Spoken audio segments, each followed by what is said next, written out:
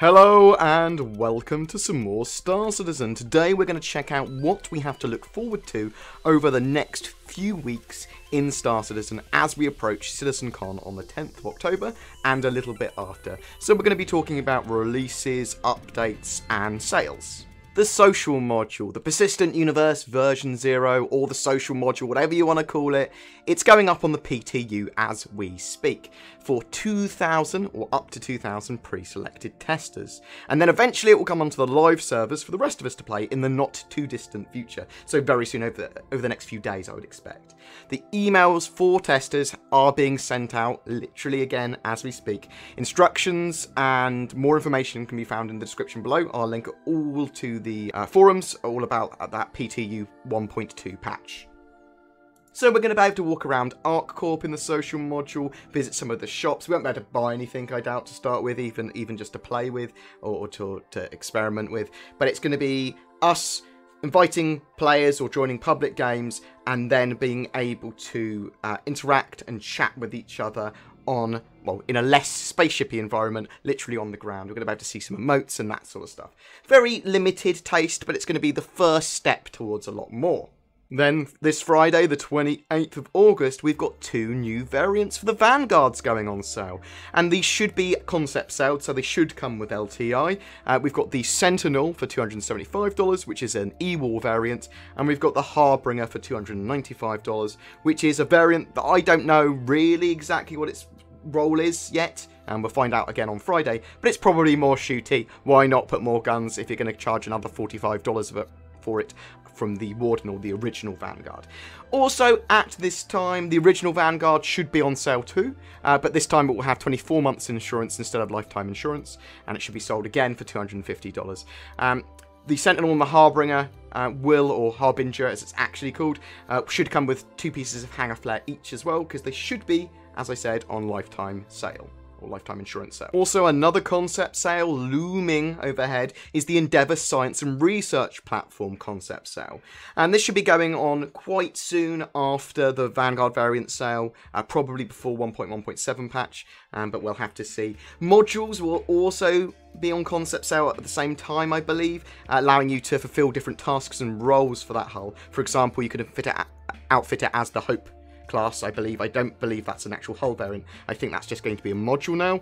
And basically, if you outfit it as a hospital, you can outfit it with multiple wards, medical equipment, and it's going to be one of those interesting ships when they sell it to us that's going to have quite an in-depth article about some of the mechanics in game and how they envision those mechanics to work. So we're going to see science, research, large-scale medical applications, as well as maybe some information on other industries and some of the other modules that we don't know about yet. Remember, all of these concept sales come with lifetime insurance and 2 pieces of hangar flare. Arena Commander 1.1.7, we know that Ben Lesnick is currently on this version and some of the other devs are as well. From an interview he did with Batgirl recently, it should fix a load of issues while making the game a bit more optimised, just as most of the patches do. We're likely to see some rebalancing as well, and I would also expect maybe to see another ship hangar ready too, but I'm not sure if they do 1 or 2, or I'm not entirely sure what ships would be hangar ready, but that's what I would expect. Again, with another sale on the horizon, another concept, the Crucible Toolbox ship. That should be on concept sale soon after the Endeavour. This is a flying toolbox which allows players to do repairs in space, as well as a few other utilities. Don't know if there's going to be modules or variants on sale at the same time, but we should have a deep dive article again explaining some how to patch up ships and repairs in space, that sort of jazz as well. Star Marine, the first-person shooter module has been plagued with delays, but it should be coming around the time of CitizenCon. We should see it on the PTU, possibly in the same situation as we saw the social module, with a few people getting invites to start with, and then more people being invited after that and it going on the live servers. We're only going to have Gold Horizon on the initial release, so that's no Satterball, no other maps or game modes, but these will be added at a later time. This will allow us our first true taste of first-person PvP combat, and we can see a large influx of players and fresh meat probably coming into Star Citizen if this module plays well, as first-person shooter gamers come in from other games. We're likely to see some more sales as well for equipment and personal weapons, too, starting at around its release time. This kind of brings us towards CitizenCon. I'm going to CitizenCon and I'm incredibly excited. Going to be doing cosplay, going to be doing lots of silly stuff there.